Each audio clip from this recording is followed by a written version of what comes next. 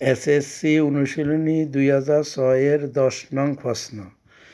ABCD একটি rhombus, ইয়ার পরিসীমা 180 centimetre. একটি কর্ণের দৈর্ঘ্য 54 সেন্টিমিটার। অপর কর্ণের দৈর্ঘ্য কত সেন্টিমিটার?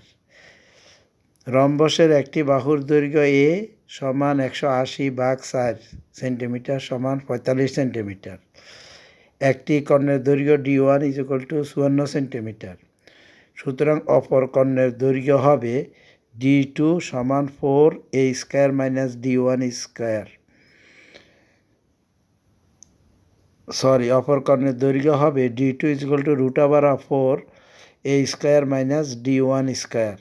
সুতরাং 4 × 45 স্কয়ার - 54 স্কয়ার সমান 45 স্কয়ারকে 4 দ্বারা গুণ করলে 8100 হয়, আর -54 স্কয়ার হয়েছে 2916, বিয়োগ করলে হয় √5184 সমান 72 সেন্টিমিটার। সুতরাং অপর কর্ণের দৈর্ঘ্য 72 সেন্টিমিটার। এই সূত্রের মাধ্যমে রম্বসের অঙ্কটি করলে খুব সহজে শর্টকাট মিলে যায়।